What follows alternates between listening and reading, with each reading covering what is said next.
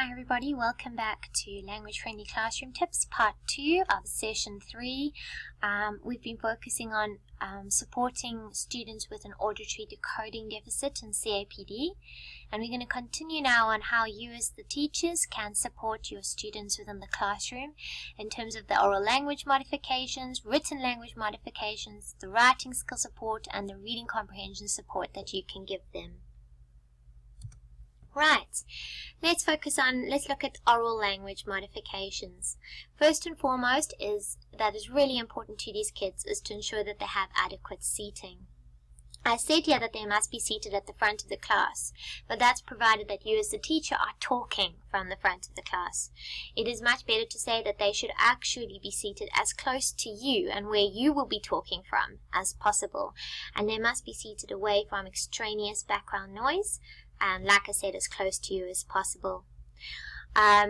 When you are teaching, make sure that you close windows and doors when you are talking to your students, particularly if you have kiddies with CAPD within your classroom with this particular difficulty, and this will reduce the noise coming in from outside, and also ensure that when you're about to start teaching, that background noise is at an absolute minimum before you start teaching your learning intentions.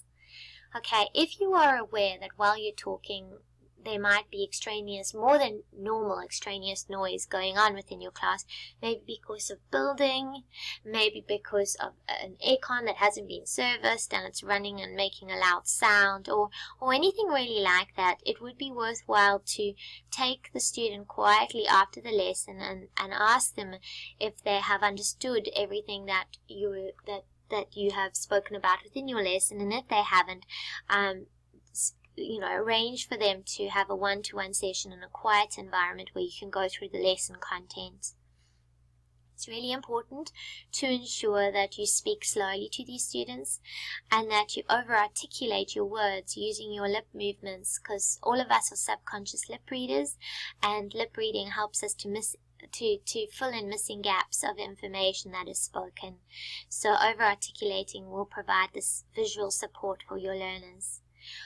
Also, another form of really important visual support is body language and use of hand gestures to support what you're saying. This enhances understanding. Be aware that these children suffer from auditory fatigue. This is excessive tiredness and symptoms like headaches that occur as a result of too much listening. So try to arrange your teaching sessions where they are 50% oral spoken and 50% written. If you are aware that there is a child in your class that might have this difficulty, the use of an assistive listening device like a sound field system such as the Red Cats can really aid these students. What the Red Cats is, and it's available in the library to hire, is there's a system where it consists of a speaker as well as a little microphone that hangs around the teacher's neck, and you hang that around your neck and you speak, and your voice is channeled directly into that speaker, and that speaker is positioned strategically within your class so that every child gets equal access to your voice at the most optimum listening level. So it provides a good signal to noise ratio, and it enables even the children at the back of the class to get good access to clear speech while you're talking. If this isn't possible, or if the child's still struggling using the sound field system, they can purchase an individual sound field device. It's actually called an FM system, although it should be renamed because it's no longer an FM system. It doesn't operate off an FM channel. It actually operates off a Bluetooth channel. And what it is, it consists of two parts, or actually three. It consists of the little wireless ear inserts that go into the students' ears, and then they have a little receiver that they can turn up and turn down the volume. And then you as the teacher will sit with a microphone hanging around your neck or clipped onto your clothing, and while you talk, your voice will be channeled through the Bluetooth system directly into the inserts within the child's ear or the student's ear, blocking out all background noise and providing the student with an optimum, the most optimum signal to noise ratio, so the best clarity of speech that they can get from you. The only problem with these devices, they sound wonderful, is they do tend to be quite expensive, but they're wonderful and portable and can be taken with the child or the student wherever they go, even down to like the sports field. Obviously they can't swim with them, but on the sports field the coach can then be given it. So they're really mobile and lovely and can be used in a variety of settings, and they are purchased from most audiologists countrywide. Okay, written language modifications. Right, so when you are providing written instruction, try to keep your sentences short and simple and as content specific as possible. It's not because these children struggle with information overload, it's because they struggle to read. They struggle to decode the words, so the less words they have to decode, the better. If you are aware that, like for instance, if you're doing science or biology, and your content words are very long and multisyllabic in nature, what can really help these children is to provide a broken up variation or a broken up representation of that word in brackets next to it. So say for instance the word is respiration, like I've written here, you could provide the broken up form in brackets. So res with a hyphen, per, and that'll aid the child's decoding skills so they will be more easily able to recognize the words. If it's a reading comprehension task, try to read through the content of the text and the questions aloud with the class first. Never ask one of your students who you think might present with this difficulty to read aloud in the classroom. These students are extremely aware of their difficulties and it causes them a lot of anxiety. And by getting them to read out aloud in the classroom, you're deepening this anxiety, you're heightening it. So rather get the students in your class who you are aware are able to read fluently to read aloud, and this will enable your students who struggle with this fluency and struggle with decoding to access the reading for meaning. So they'll be able to understand what's being read and be able to recall it. In times of when doing writing tasks, there are some actual apps or programs that can support writing. What we have at this school here, and it's available in the learning support, is your Dragon Dictation, and it's actually available on the iPads, which can be bought by the school officers to the classroom. And Dragon Dictation is an app whereby the child can read aloud their ideas to the Dragon Dictator, and it writes their ideas down for them using punctuation, correct spelling, and paragraphing. It's a wonderful device for your kiddies who really struggle, but what I don't like about it is the child is now not actually trying to write anything down, and at the end of the day you want them to be able to independently write down on laptops. So another lovely program that I've just recently become familiar with is Grammarly. It can be downloaded off the internet free of charge, the basic version of it, and it's downloaded onto Microsoft Word, and it actually becomes an icon at the top of your Microsoft Word that can be activated, and it checks the child while they're writing. It alerts the child to any spelling, punctuation or grammar errors that they may have made and provides a corrected version for them. It can also be deactivated if the child kind of gets over it and doesn't want to use it.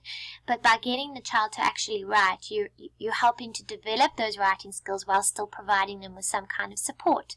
And this support the Grammarly can also be used when writing emails. So it's a lovely form of support that they can use when they get to uni and when they get into the workplace one day as well. There are also reading programs, just like the writing programs. There are reading programs to assist with reading. There's Claro. Claro was actually developed in Melbourne, and it's a reading program that can be purchased for the laptop. And there's also Wordify, and it's the same kind of program. What the student does is they highlight a word, phrase, a sentence, or even a paragraph, and it reads the highlighted text to the student. Claro even goes as far as actually, if they take the text and say analyze and summarize, it will provide a summarized mind map for the students from which they can actually study as well. So it's lovely for aiding in study skills as well. Okay, so how can we support our kids with this particular difficulty when they've got to write a narrative essay, when they have to write some kind of scientific essay, or any form of creative or written language?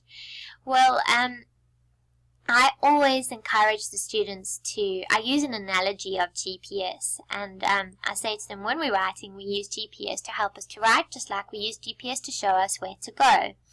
And I say, when we first are starting to use our GPS device, the first thing we need to do is type in the address.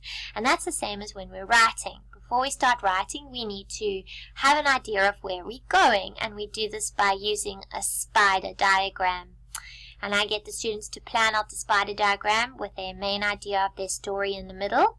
And then they have a branch for an introduction, and at the end a branch for the conclusion. And in the middle, the paragraph details. Each branch of their spider diagram represents a different paragraph, and I get them to write the paragraph main idea at the top of that branch, so that they know what they're focusing on within that paragraph. By having pre-planned what they want to write and where they want to write it, they now no longer, when they're coming to actually writing it down, have to think about the content, because they've got the content all planned within their spider diagram. Then I tell them to write the story, and just write down everything, write down the story in terms of the introduction, their body paragraphs, and their conclusion. And once they're finished, I then tell them, right, this is where the work comes in, because now you have to edit your work. So you're going to use your GPS now to edit your work. The first thing you're going to do is you're going to edit your work using your G, which is your grammar. And you're going to read over your essay, and you're going to check that it's written in full sentences, and these sentences have to make sense. And you're also going to make sure that you've included your paragraphing. The next thing you're going to do is, once you've read over it and checked your grammar, P is for punctuation.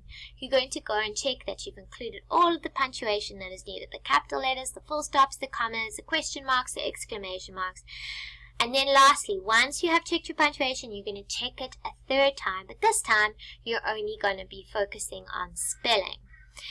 And by giving them this strategic model of planning using spider diagram and then using GPS, it helps them to not get boggled down. I want to say boggled down with too many things to think about all in one go. They're only having to think about one thing at a time. First the content and the paragraphing, then the grammar, then the punctuation, then the spelling. And this helps them to just organize their thoughts and think about one thing at a time, and make sure that they check everything as well. Okay, how to support reading comprehension? Well, there are metacognitive skills that have been researched and are available that aid students in terms of breaking up information or long texts of information into simple units. We are currently within SCCC introducing all of the year 6s to these metacognitive skills. They are coming in groups at the moment, in groups of 7, and by the end of the year, all of the year 6s will have been introduced and have a knowledge of these metacognitive skills and how to use them to aid in reading comprehension. We're also introducing it to the year 7s. Some of the year 7s who are struggling, we're introducing it to them. And it's going to be available on PowerPoint for any other student to use as well. In addition to this, the school officers within our school have been trained up in these metacognitive skills to aid in the application of these skills within the classroom setting. Please have a read through these sessions, familiarize yourself with them. I will cover them in future sessions to come, but for the meantime, if you have any questions when you're reading over these metacognitive skills, please feel free to email me or give me a call, and we can go through it together. That comes to the end of our 2 sessions, part 1 and part 2, in auditory decoding deficit support. Thank you, everyone. Take care.